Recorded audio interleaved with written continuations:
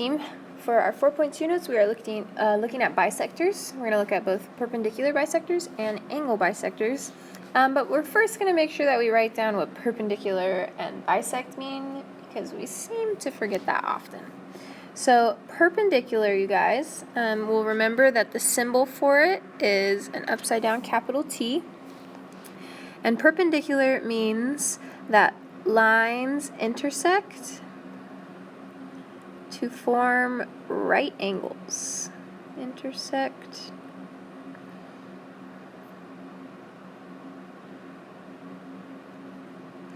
right angles. Okay, so that means that if we have two lines that are intersecting and forming right angles, they are perpendicular.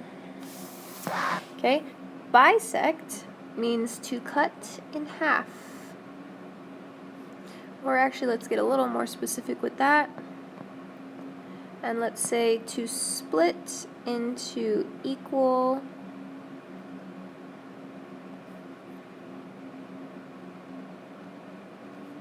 halves. So these are words that we've already been using this semester, that we've been seeing. We need to make sure that we write them down just to remind ourselves again what perpendicular means and what bisect means.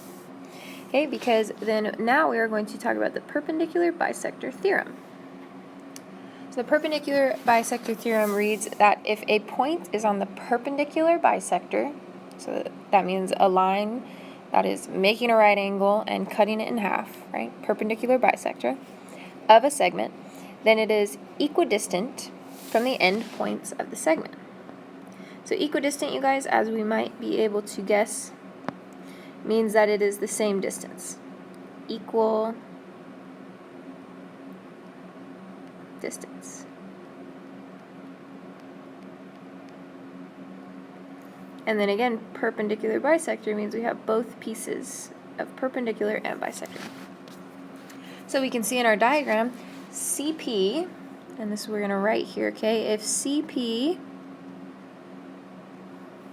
is the perpendicular bisector, we're going to abbreviate perpendicular with our symbol, okay, but if CP is the perpendicular bisector, get my letters in here, come on guys, there you go. If it is the perpendicular bisector of line segment AB, okay, right, it's going through AB, creating a right angle and splitting it into two equal halves, then CA is equal to CB. So if CP is a perpendicular bisector, which we can tell from the markings on our picture that it is, then that point C, a point on the perpendicular bisector, is equal distances from the end points of the segment. So C is the same distance from A as it is from B. Right, and that's what we're saying there with CA equals CB. So we're going to see some problems like that. Okay, we want to keep in mind that if we have a perpendicular bisector, then we know that, let's call it the legs of our triangle, right, would be congruent.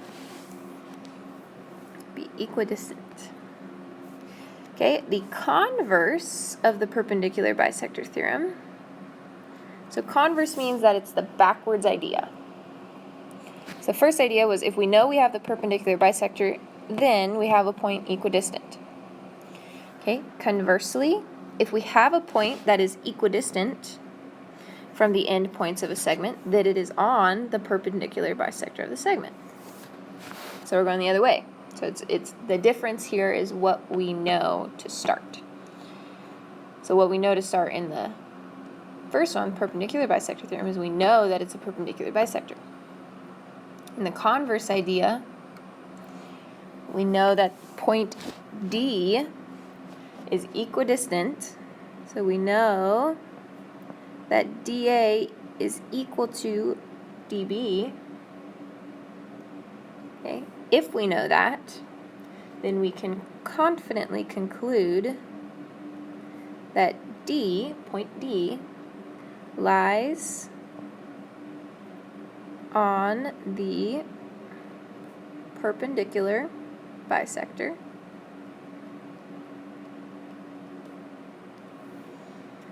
of segment AB.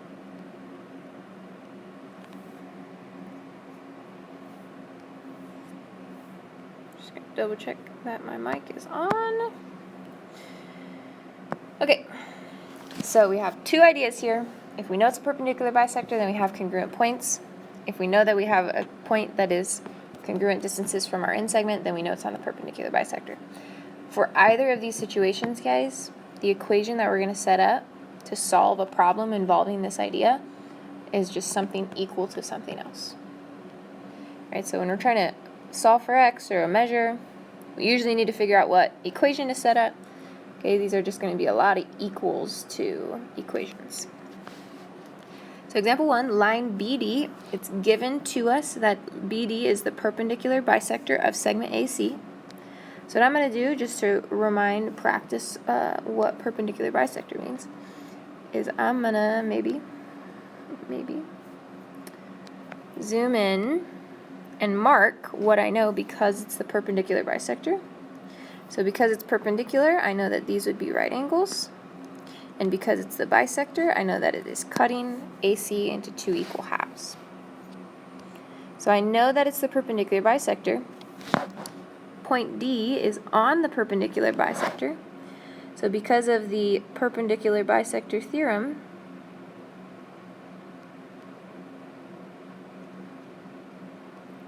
we can set up the equation 3x plus 14 equals 5x. And then we can solve for x. I'm going to get my x's on the same side. 14 equals 2x. And then divide by 2. And I get x equals 7. Okay, however, we always want to double check that we answer what it's asking us to answer. They want us to find AD. So we need to take 7, and we need to plug it back into this 5x.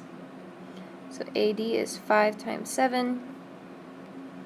So AD then would be 35.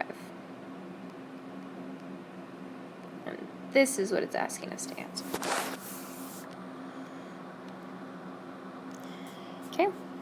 So example 2, in the diagram, line WX is the perpendicular bisector of segment YZ. And then it asks us what segment lengths are equal and is V on line WX. So we want to first identify what segment lengths are equal. Okay, well I can see from my picture the lengths that are given that YV is equal to ZV. And then because I know this is the perpendicular bisector, I know that YX would also be equal to ZX, right, because it's bisected. And then I also know, because W is on my perpendicular bisector, that WY or YW would also be equal to ZW. And that is my perpendicular bisector theorem.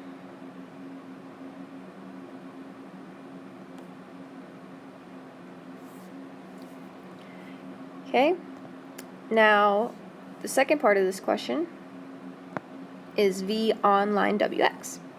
So according to our converse of the perpendicular bisector theorem, if we have a point that is equidistant from the two endpoints of our segment, then it would in fact be on the perpendicular bisector.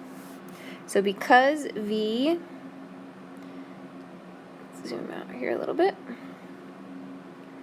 because V is equidistant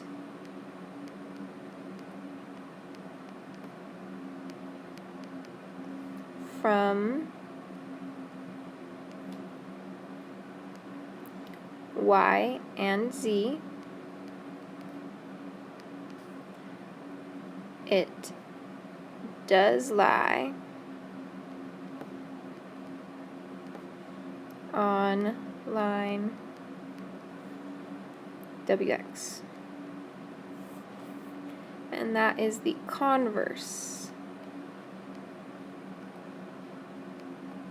There we go. Converse perpendicular bisector.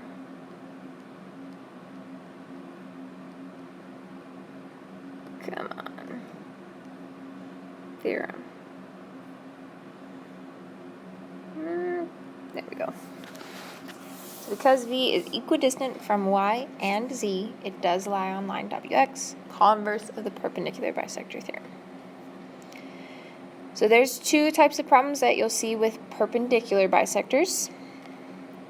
So now we're going to talk about angle bisectors, which have a similar idea, but instead of bisecting a line segment, now we are going to be bisecting an angle. So the angle bisector theorem states if a point is on the bisector of an angle, bisector of an angle would be a line cutting an angle into two equal halves, right? Then it is equidistant from the two sides of the angle. So we can see in our picture here that DA is bisecting angle BAC. And this is what we're going to write here, okay? So if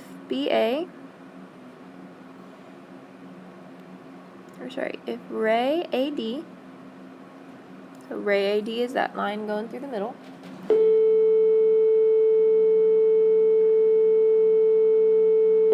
if it bisects angle BAC, so it's cutting angle BAC in half. Remember when we name angles, you guys, that we go from B to A to C, okay? That is the angle I'm naming. That is the angle I want to name. Okay, it's cutting it in half. If AD bisects angle BAC and, okay, and here's the other part that we have to know, and DB is perpendicular to AB, so we can see the right angle here. Okay, we have to have those right angles. And DC is perpendicular to AC. Again, we just have to know that they're creating right angles here. Then DB equals DC. So if we know that it's an angle bisector, and we know that they are perpendicular distances, okay, here's why it's important that they're perpendicular, you guys. So you ever heard the expression, shortest distance to a point is a straight line, right? So when we measure the distance between point D and the sides of this angle, we have to make sure that we go in a straight line, which would be perpendicular. So the exact opposite reciprocal slope of the sides, right? But we just have to know that we have those right angles there. Then DB equals DC. So again, same thing, guys, any of these problems, we're going to be setting stuff equal. The equations that we're going to be setting up are going to be equal equations. So if a point is on the bisector of an angle, then it is equidistant from the two sides of the angle. Angle bisector theorem, the converse idea, again going backwards, is that if a point is in the interior of an angle and is equidistant from the sides of the angle, then it lies on the bisector of the angle. So what we're going to write for this one is if DB is perpendicular to AB, DC is perpendicular to AC, and DB equals DC. So if we know that the point is equidistant, then we know that AC is the perpendicular bisector. I'm sorry, is the angle bisector. Then we know that AC bisects the angle.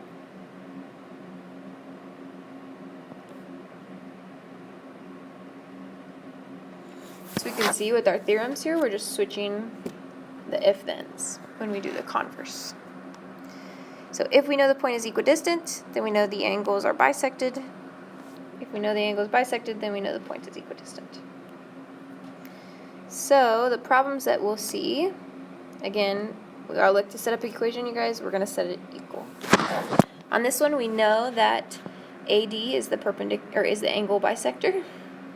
Stuck on perpendicular bisectors. We know it's the angle bisector because of those marks. Right? Marking those two halves congruent, then we know it's being bisected. We have our right angles marked out here, so we know that we're measuring the same shortest distance. So because it's the angle bisector, then because of the angle bisector theorem,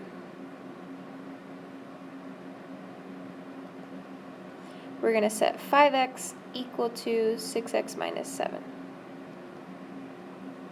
Subtract 6x. I get negative x equals negative 7.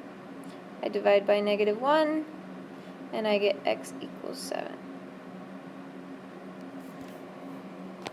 That's all it wants me to find, so I'm good there. Example 4, find the value of x. So on example 4, this is our converse idea. We have a point that is equidistant from the sides, and we know that it's perpendicular to both sides. So this is our converse angle bisector theorem. And because this point is equidistant from the sides with right angles on those corners, then we know that our angle is being bisected. So we can set our angle measures, 3x plus 5 equal to 4x minus 6, and solve for x. So I'm going to add 6 and subtract 3 at the same time, 3x. I'm going to get 11 equals x. And that's all it asks us to find. Okay, and then the last example here, do you have enough information to conclude that QS bisects PQR? Explain. Okay, so in order to determine that this is in fact the angle bisector, according to our converse idea, we need to know, 1, that it is equidistant, that our point is equidistant from the sides, and 2, that it is perpendicular to the sides. So on this picture, we do have equidistant segments. Okay, these marks mean that S is the same distance from R as it is from P. However, we don't know, and it actually doesn't look like even, though we never want to trust that. Okay, but we don't know that SP is perpendicular to QP. We don't know that. And we don't know that SR is perpendicular to QR. We don't know that. So because we don't know that, we don't have enough information to know that this is the angle bisector. So we're going to identify that here.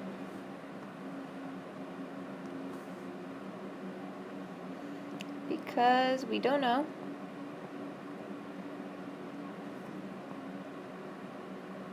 Because we don't know that those are perpendicular pieces. We don't have enough information then to conclude that this is the angle bisector.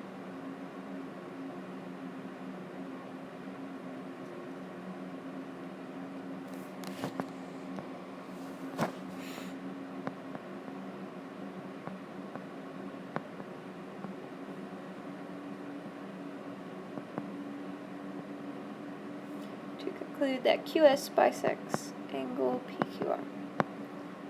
So I'm going to make sure that I fully answer the question. It's asking me, do you have enough information to conclude? I'm going to say no, we don't have enough information to conclude that. Okay, so that's it, you guys, for angle bisectors and perpendicular bisectors. We are going to work a little more with them in just a couple sections.